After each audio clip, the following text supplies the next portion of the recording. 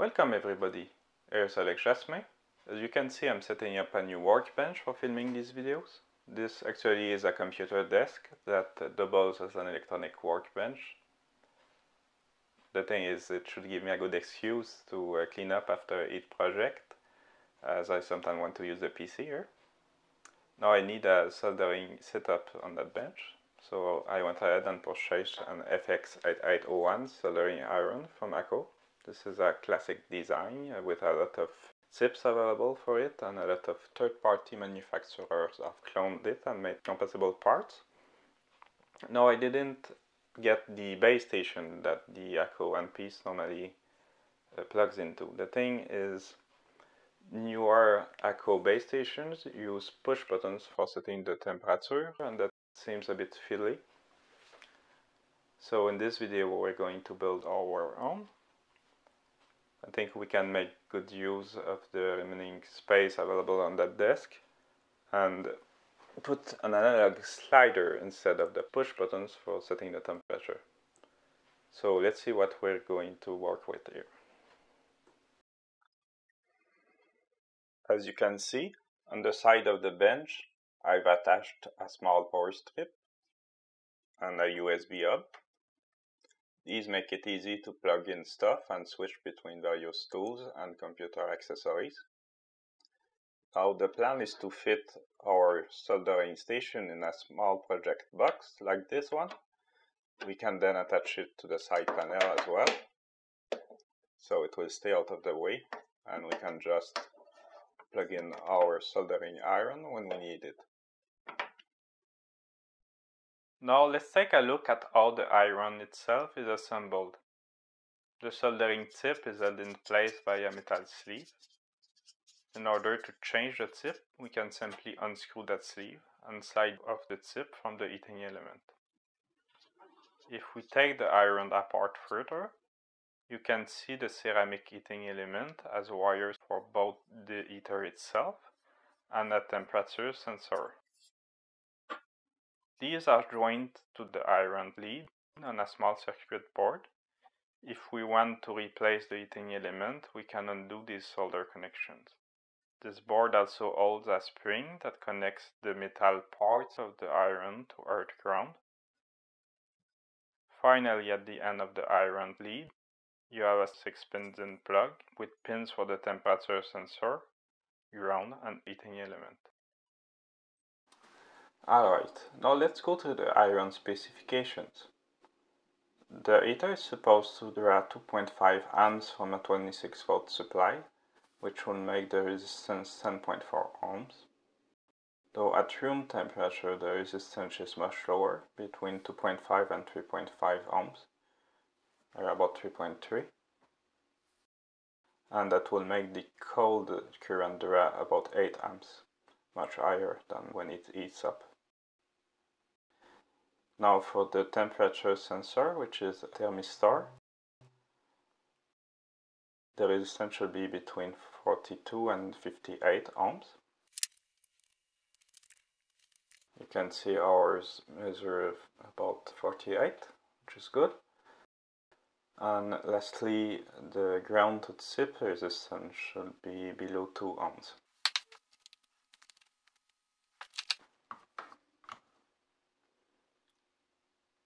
There we have 0.3, which is good as well. Let's now take a look at this here iron. Like many other, it is inspired by the ACO design and uses the same T18 size tips as the ACO. But you can see that many parts are not compatible. The heater, which I've taken out, is rated at 24 volt 50 watt, while the ACO was 26 volt 65 watt. That may seem close enough, but the EURA temperature sensor measures below 1 ohm.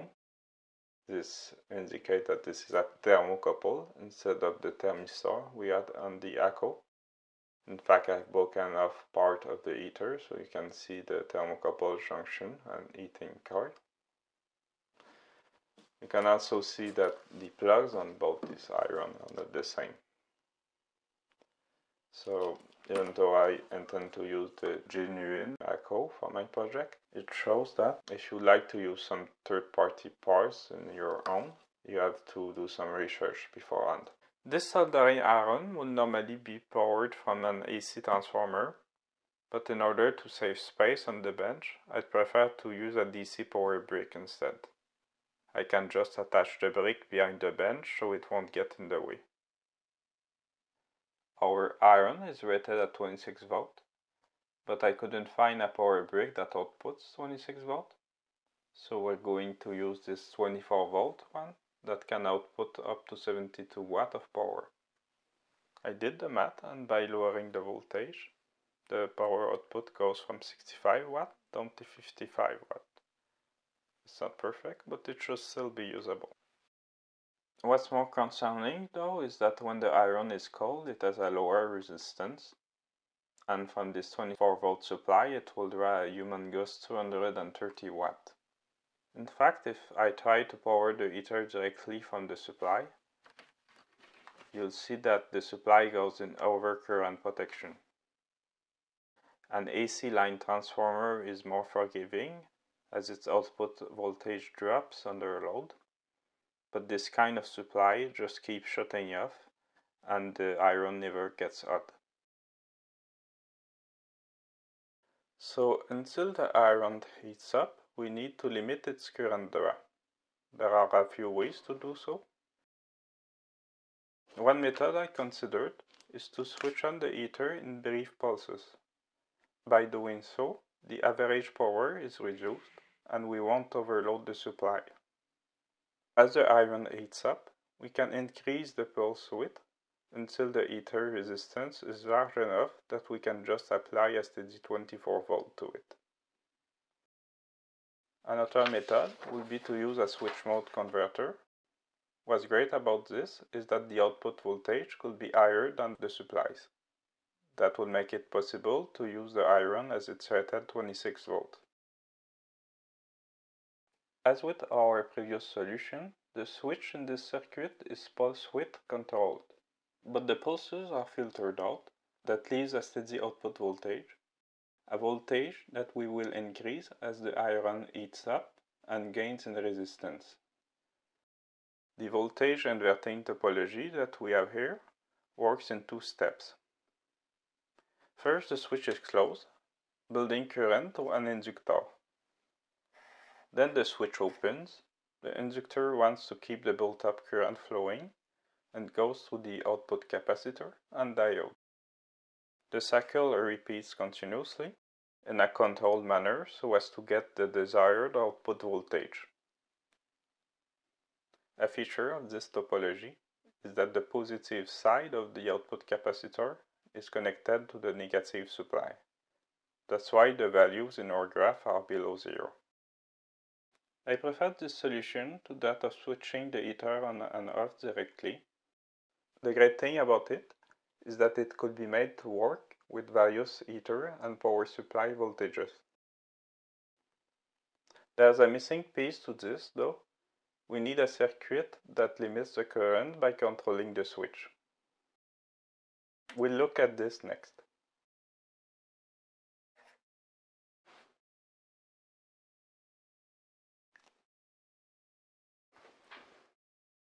The MC34063 is a switched mode controller that can be used with various DC to DC converter topologies.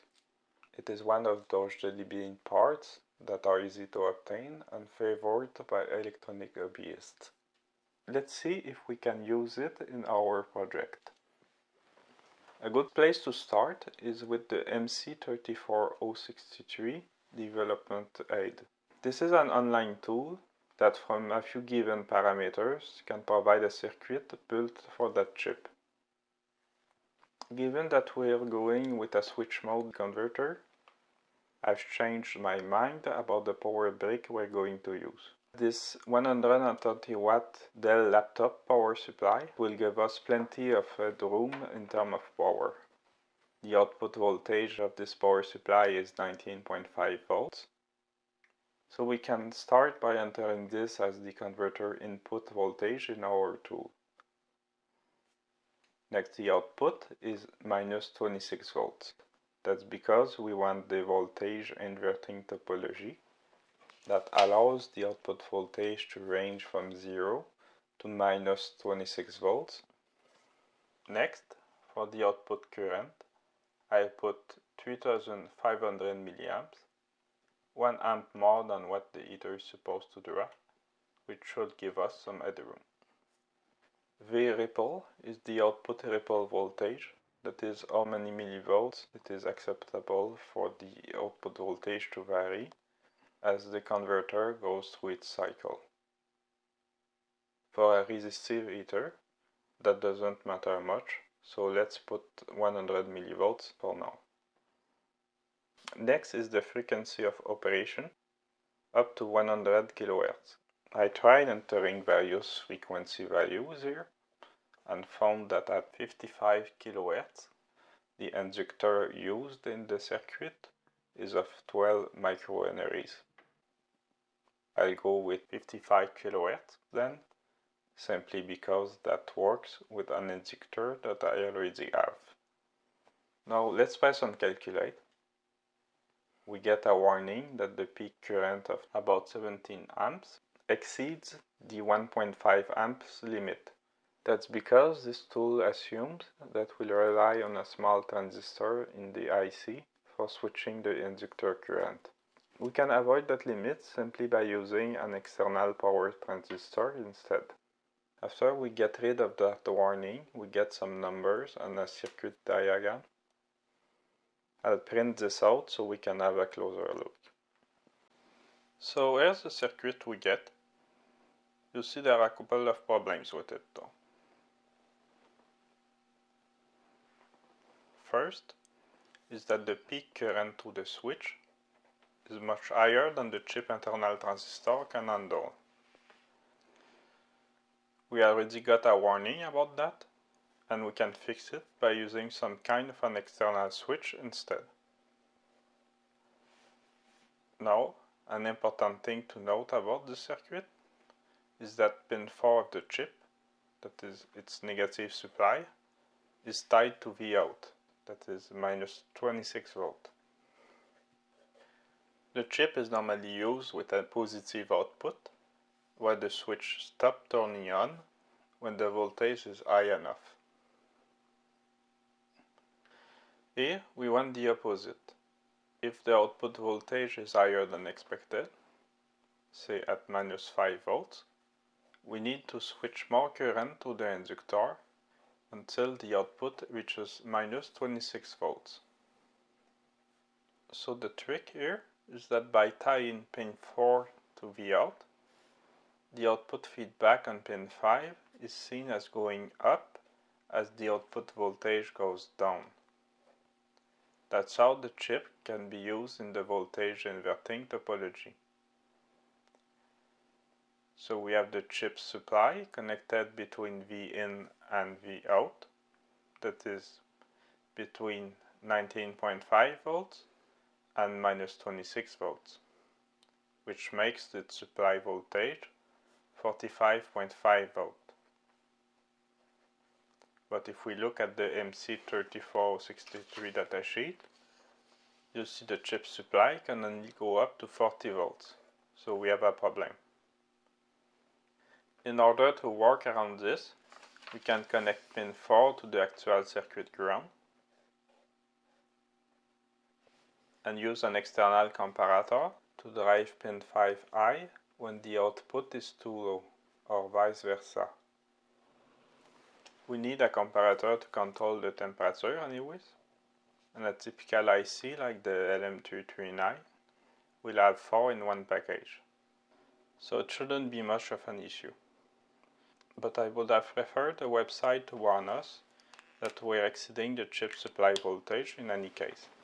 Here's the plug and the power supply we're going to use. If I turn down the light, you can see there's a nice pilot light on it. There are 3 contacts on the end. The outside of the barrel is the negative, the inside of the barrel is the positive, and the center pin we don't have to use It connects to an ID chip inside the power supply. I've got the matching connector on eBay. If I plug that in, you can see that the negative comes out on the pins on the side.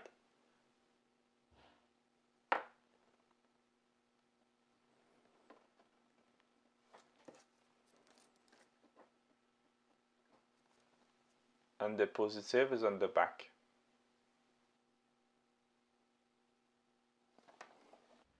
The center pin on the back, again, is for charger identification, and we won't have to use it.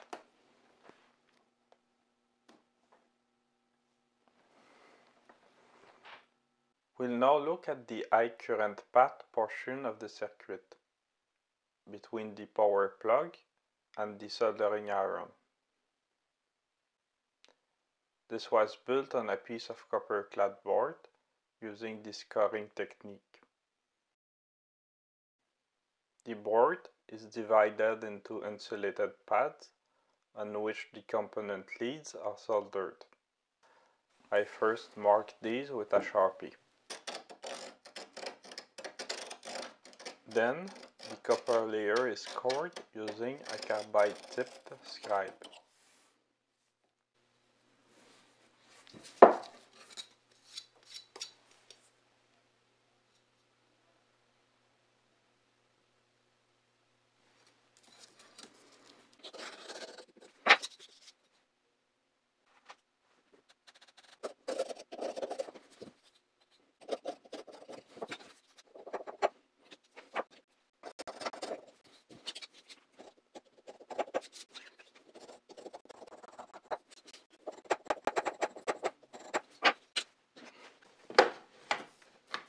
We can use a multimeter to ensure there's no continuity between the pads.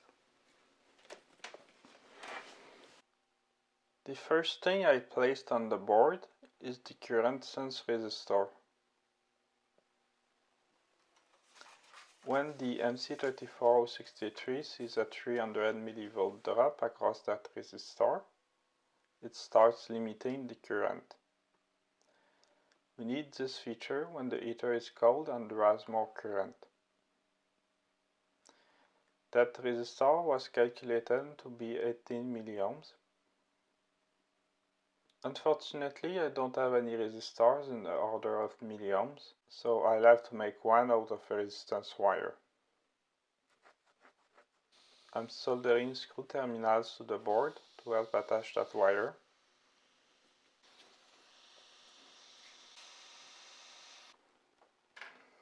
I've taken these from a terminal strip that I had. This is the kind of thing you use to attach wires on the back of a device. I then screwed in a length of nichrome wire to make our 18 milliohm resistor. With the 18 gauge nichrome wire that I have, the length is a bit short and it was difficult to get right.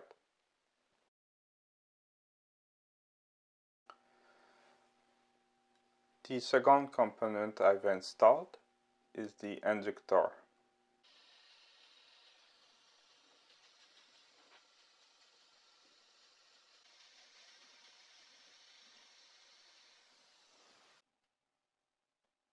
As we've seen, this circuit calls for an inductor of 12 microhenries. I add an inductor of that value, but we must also make sure that the saturation current for the inductor, here 19 amps, is higher than the peak current in our circuit, 17 amps.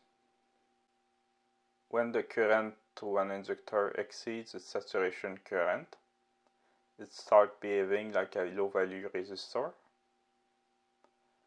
and if that were to happen, the current to the MOSFET will be too high and it risks damaging it. Another parameter is the inductor rated current. I believe that at more than twice the output current, it should be sufficient. Next, I installed the MOSFET we're using as a switch.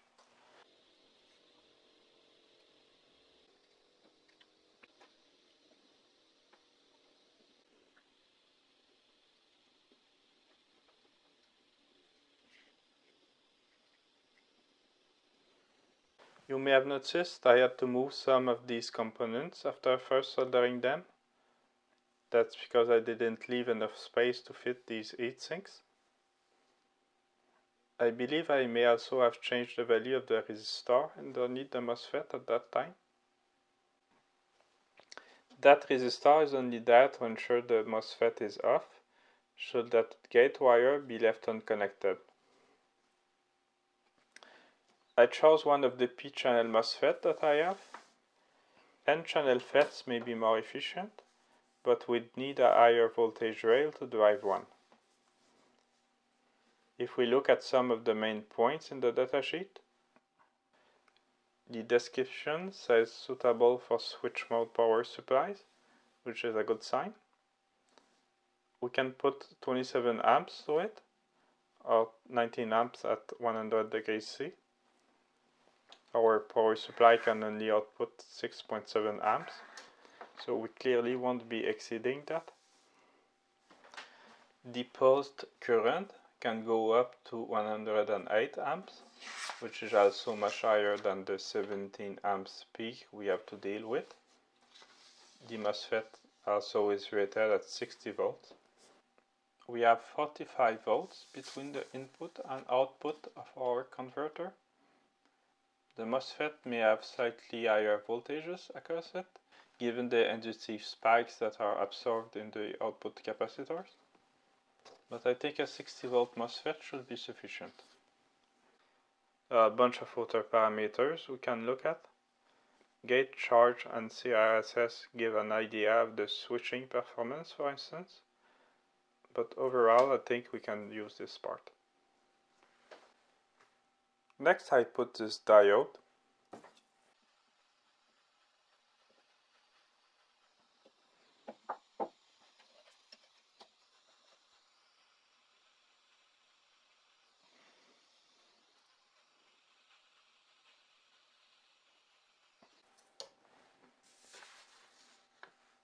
It's a power Schottky diode. We really want to be using Schottky diodes in switched mode applications because they work at higher frequencies than your regular silicon diodes. This one is a bit beefier than we need at 10 amps 100 volts, but I have a bunch of them, so we're going to use it anyways. You may have noticed that these two heat sinks are almost touching at this point. This is not really an issue though. If you look at the diode, you can see that the mounting tab that is attached to the heat sinks is electrically connected to the diode cathode. And for the MOSFET, the tab is connected to the drain. If we look at the schematic, we can see that the drain and the diode cathode are already connected to the PCB. So the heatsink touching really isn't an issue.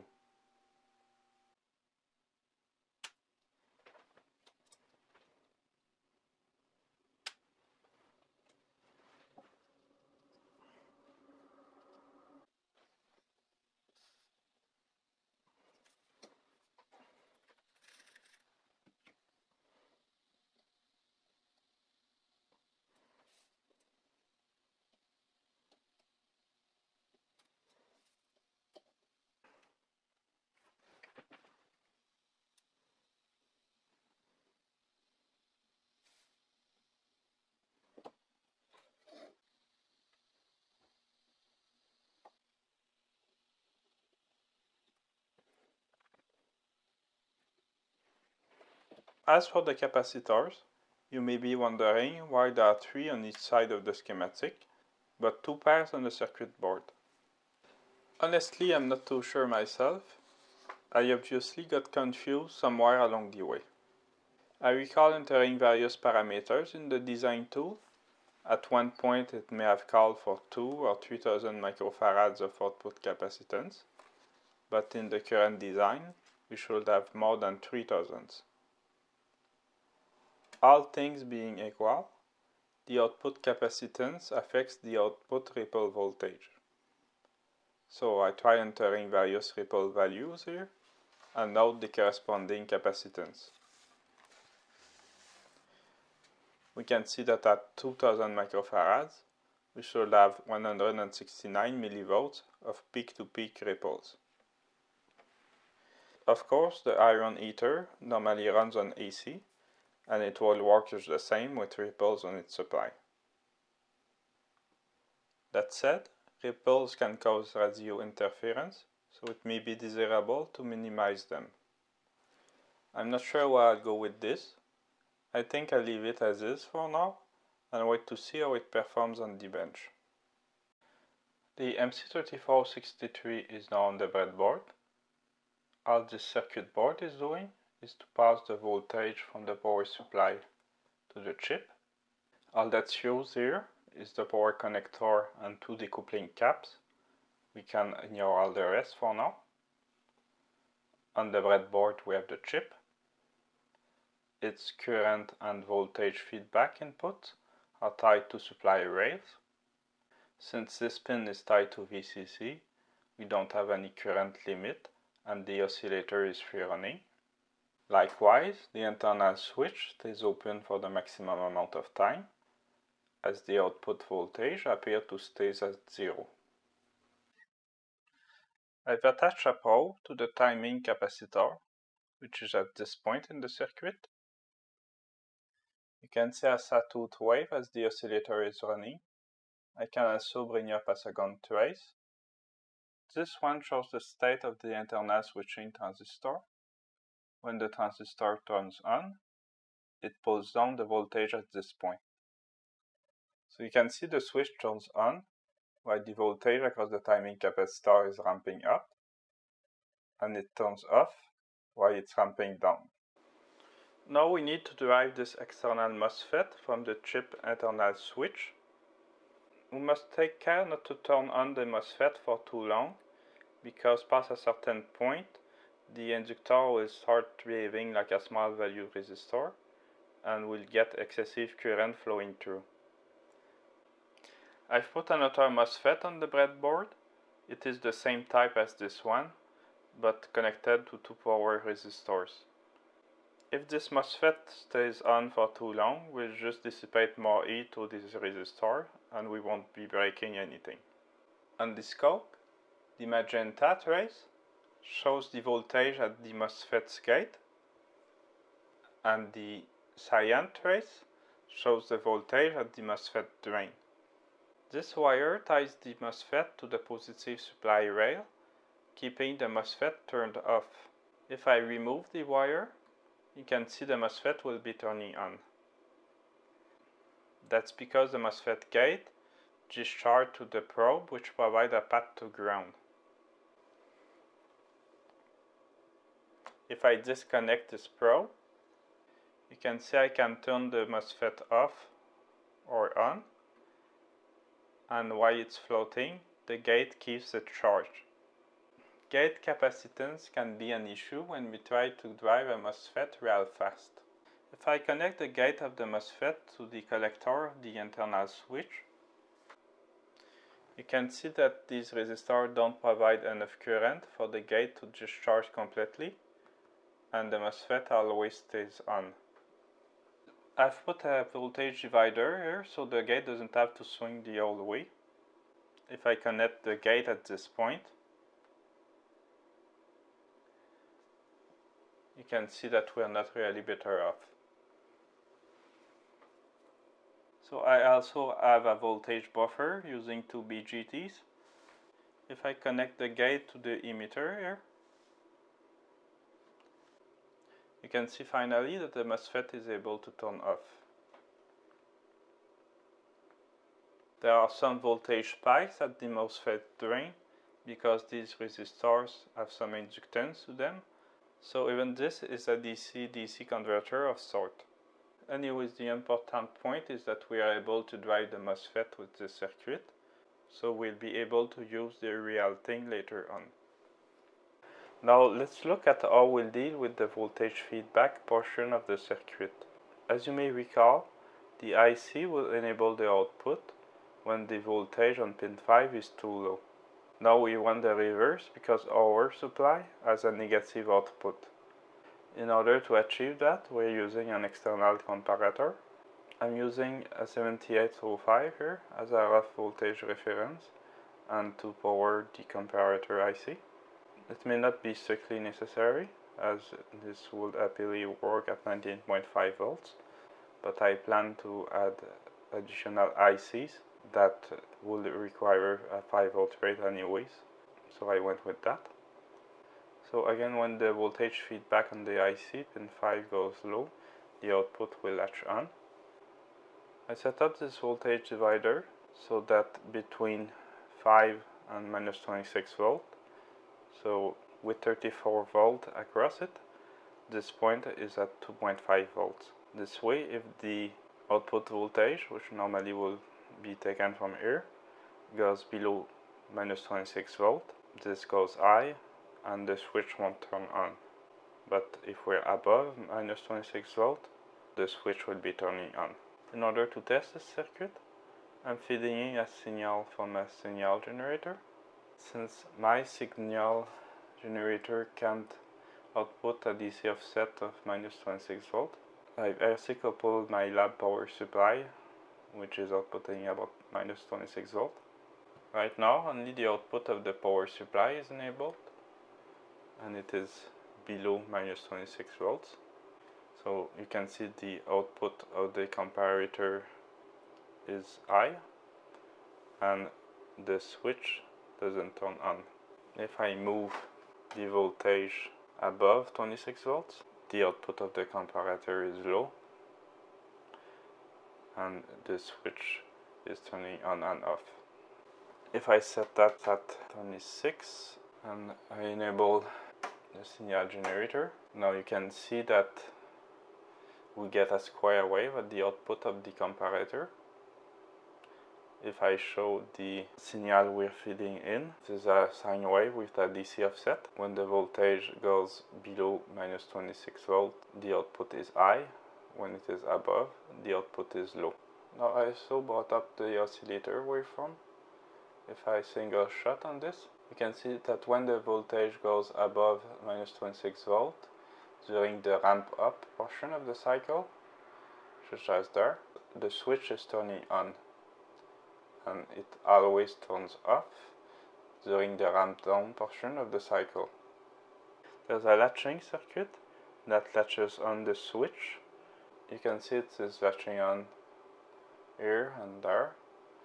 During the other cycle, it is on during the old ramp up portion, because the voltage feedback output is low at the very start of that portion.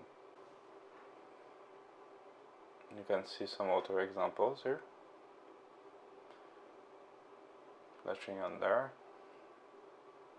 latching on there. In reality, the duty cycle will be fairly constant given a constant load, but at least this shows that this feedback circuit seems to work perfectly. Now I completed the circuit by connecting the MOSFET, the current feedback, and the voltage feedback all where they should go. If I turn on the supply, you can see the output quickly goes to minus 26 volts. On the scope, you can see the switch is turning on sporadically to maintain the output voltage. The yellow trace shows the output of the comparator. You can see that before it turns on, there's a lot of oscillation at the output. I'm not too happy with that. I've experimented with putting a resistor between the output and the non-inverting input of the comparator to add some hysteresis. Let me put back a 1 meg resistor.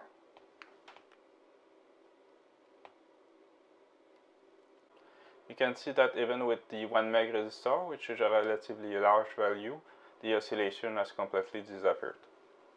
So I'm happy with that. So there we have it. It will be interesting to see if this oscillating comparator has something to do with this messy breadboard layout and whether we still see that oscillation problem when we solder all of this up. Something else to look at is the current limiting circuit.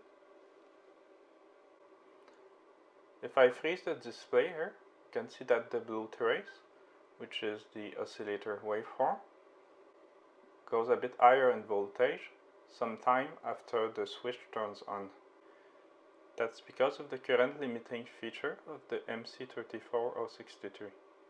From what I understand of the application notes, when the voltage across air sense goes above 0.3 volts, the timing capacitor is charged at a higher voltage than it normally is.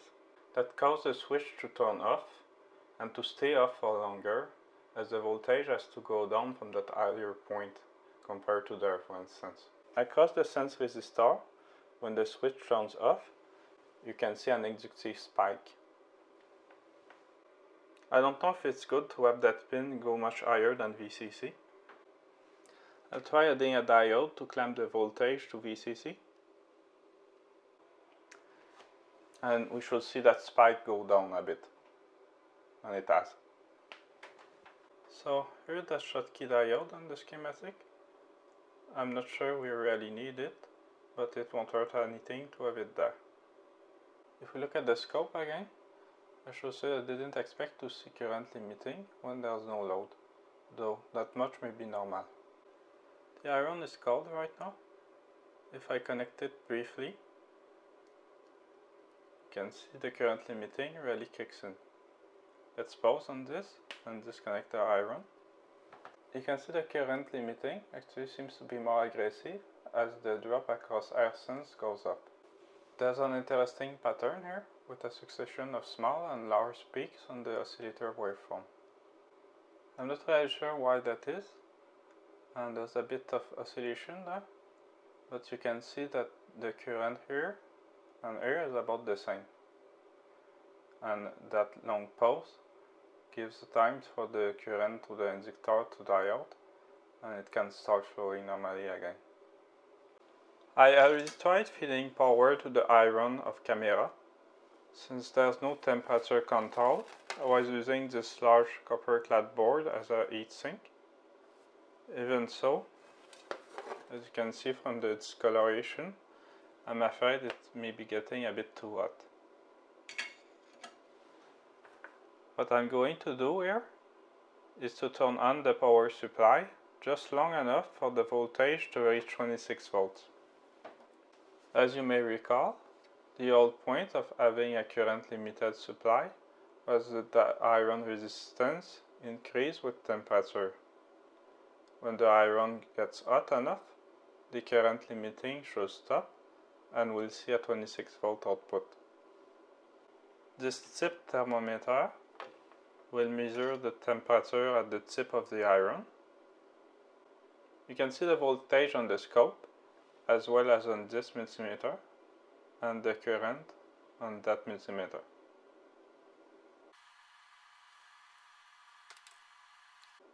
So let's get started.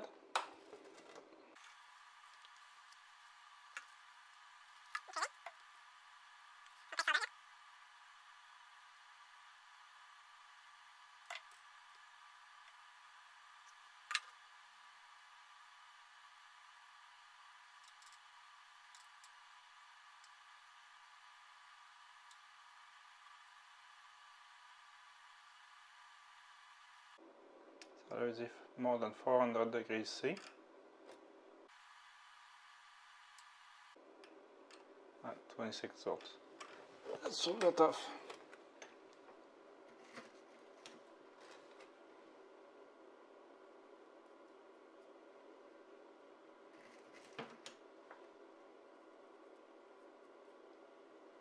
If we look back at the point where the voltage finally settled at 25.9 volts, the tip temperature was already close to 500 degrees C, and the heater must be even hotter still.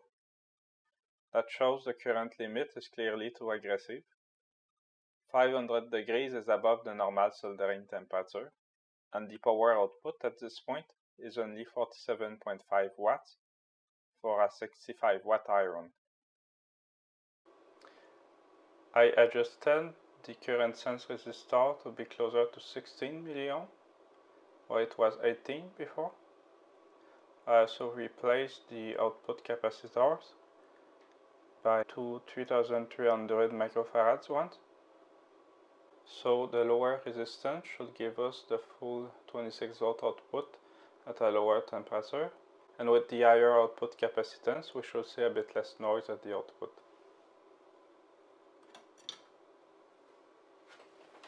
Let's turn that on.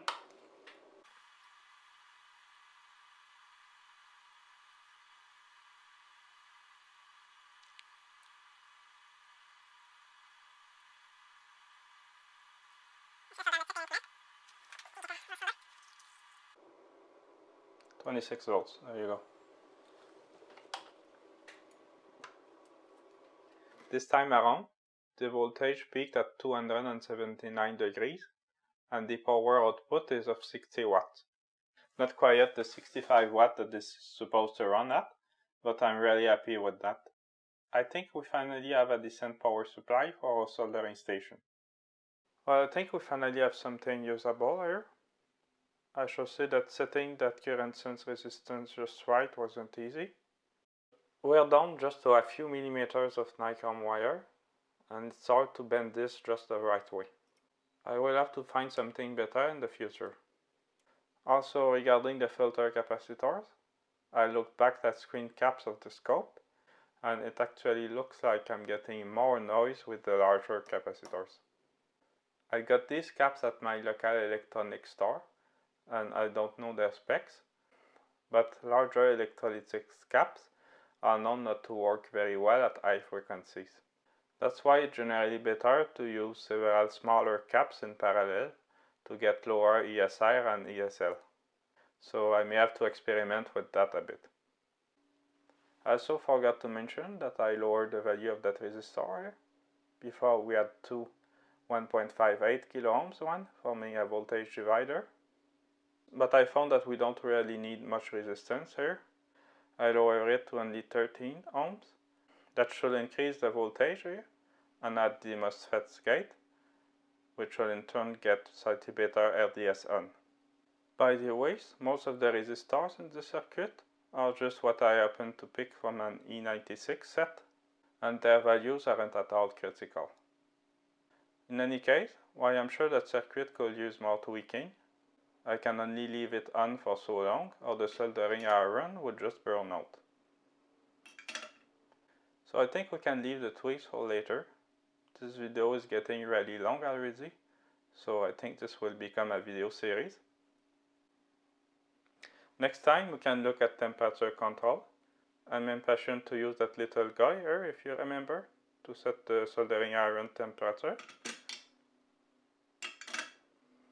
Thanks for watching.